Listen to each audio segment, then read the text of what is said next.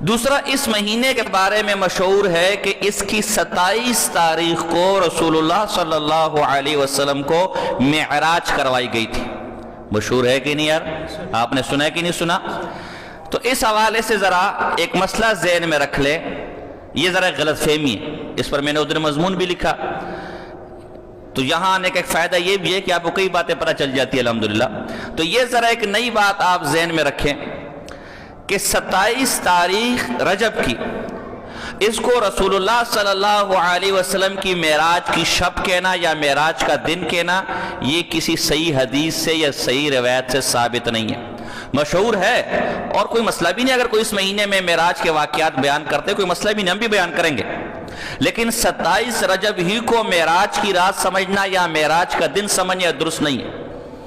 کسی نے بھی ایسا نہیں لکھا۔ بلکہ علامہ ابن رجب حنبلی رحمہ اللہ نے تو لطائف المعارف، بہت بڑے حنبلی عالم ہے،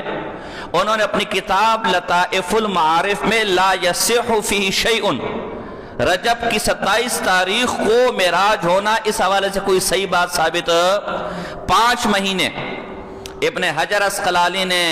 اور علامہ عینی رحمہ اللہ نے، پھر صاحب ارشاد الساری نے 5 مہینے گنوائے کہ معراج ایک قول کے مطابق ربیع اول کو ہوئی ہے، ایک قول کے مطابق ربیع الثانی کو ہوئی ہے، ایک قول کے مطابق شوال کو ہوئی ہے، اور ایک قول کے مطابق رمضان کو ہوئی ہے، اور ایک قول کے مطابق رجب کو ہوئی ہے۔ اور صحیح یہی ہے جس پر جمہور ہیں، جو اکثر علماء کا نظریہ وہ یہ ہے کہ معراج ربیع الاول کو ہوئی تھی، رجب کو نہیں ہوئی تھی۔ لیکن ایک ایسی میں غلط فہمی دور کرو کہ یہ فرض واجب والا مسئلہ